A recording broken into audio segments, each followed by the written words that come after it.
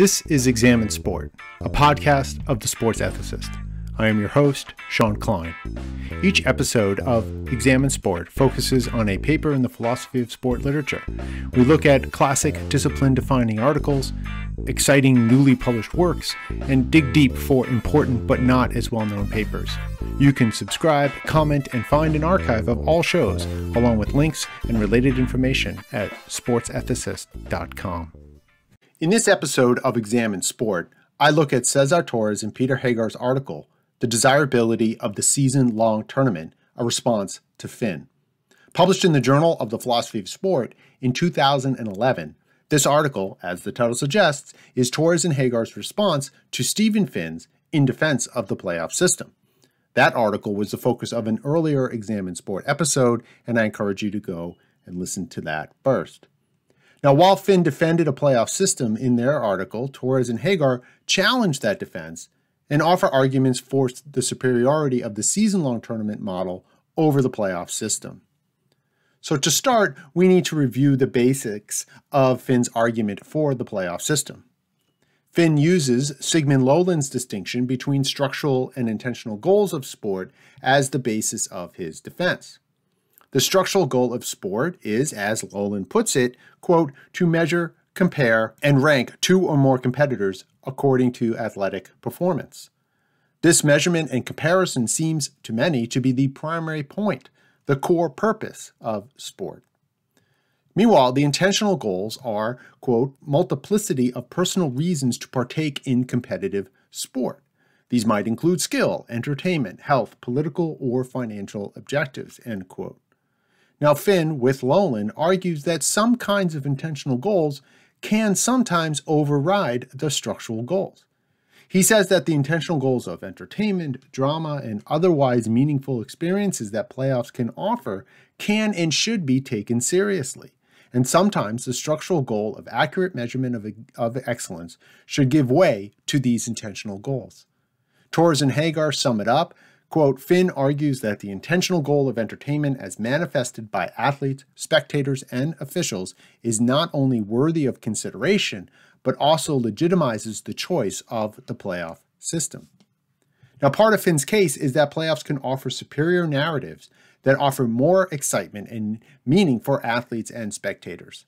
So even though, as Finn acknowledges, a playoff system is not always the best indicator of athletic excellence, since fluky things happen that might lead to an inferior team winning the championship, this is made up for by the gains of the more meaningful and exciting playoff process. Now, Torres and Hagar focus their argument on these two main points.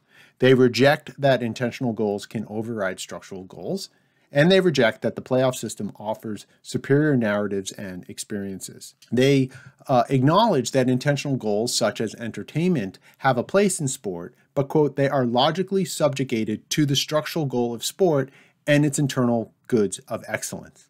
The entertainment and enjoyment to be had in sport is necessarily secondary to the internal goods of excellence that the structural goal sets out for sport. What counts on this view as relevant and appropriate entertainment is what can be had through the pursuit of the internal goods of the sport. That is, the intentional goals only come in after the structural goals.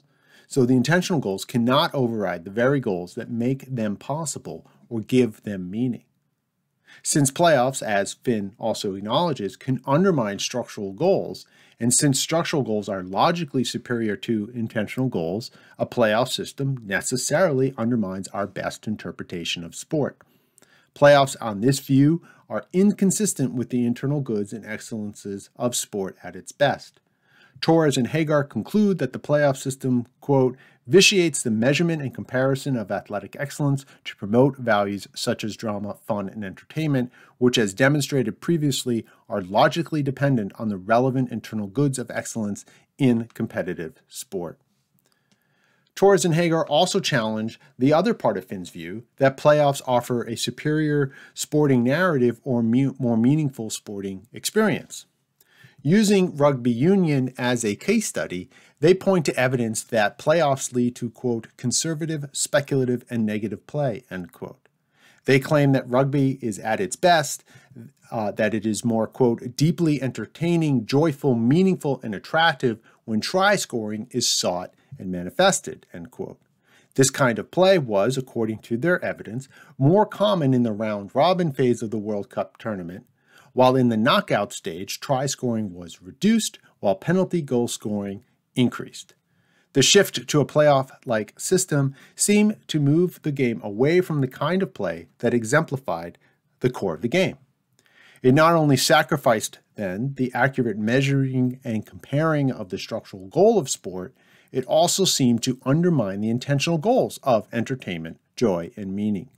Thus, they conclude that, quote, all this suggests that the playoff system implemented in the final stages of the Rugby Union World Cup fosters less entertaining, attractive, and joyful games, as it manifestly takes away the real joy of rugby.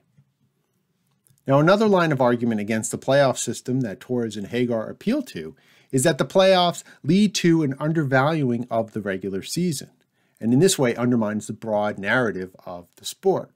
Quote, whatever the qualitative character of the narrative that unfolded before this competitive stage, it is of little to no consequence as the playoff constitutes a whole new beginning, end quote. The playoff offers a fresh start. Whatever happened in the regular season is no longer relevant. A team that barely makes the playoffs can beat the team with the best overall record that dominated all year. This underdog is celebrated and feted, while the athletic excellence displayed throughout the regular season is quickly forgotten if they lose the championship game. This breaks down any continuity between the athletic excellences of what happens during the season with what happens in the postseason. And this is a common experience in American sports where the playoff system dominates. It is more often than not that the team with the best regular season seems to fail to win the championship in the playoffs. And according to Torres and Hagar, this is a failure. It's a sign of a system that fails at measuring and comparing athletic excellence. They conclude, quote, rather than enriching the narrative possibilities offered by sport, the playoff system impoverishes them by, at best, diminishing or, at worst, denying the significance of the primary season and detracting from athletic excellence in a way that prevents an integrated sport experience. Now, Torres and Hagar offer several further reasons for the superiority of the season-long tournament. One of the reasons they offer for the superiority of the season-long tournament is that the rankings are more accurate and thus more meaningful. Quote, by better accounting for the athletic excellence displayed throughout an entire season by the participants promotes rankings that are not just more accurate, but more importantly are fully meaningful, end quote. They argue that the ranking itself is not that important, but in a season-long tournament, the rankings will likely be more tied to the athletic excellences needed to sustain the better records throughout the season. Now, because the season-long tournament focuses more on the structural goal of the sport, it is better able to focus on, quote, each sport's internal goods of excellence as a unique social practice, end quote. The sport's meaning, on their view, is grounded on the structural goals, and so is more meaningful when it is focused on these goals. Through submitting to the sport's internal goods of excellence, one gets a richer view of sport because this provides, quote, the ground for the development of dispositions, skills, and accomplishments that make for meaningful and coherent living. Now, the sport experience in the season-long tournament is more meaningful as well, according to Torres and Hagar, because these experiences are, quote, forged in, around, and through the admirable excellences, end quote. By keeping the focus on athletic excellences, the entertainment, excitement, and drama of sport are more deeply meaningful. Now, in part, this is because the narratives of a playoff system are, according to Torres and Hagar, more homogeneous. Quote, they are commonplace and less nuanced, end quote. The narratives downplay the nuance and complexities of sport and instead, quote, exude sensation, entertainment, immediateness, simplicity, and conciseness, end quote. The story for season-long tournaments unfold in complex ways where each game has a role to play. Quote, each game serves as a terrain in which teams rediscover their identity, and it's significant in that regard, end quote. As the season progresses, each game for each team is part of the overall story and narrative.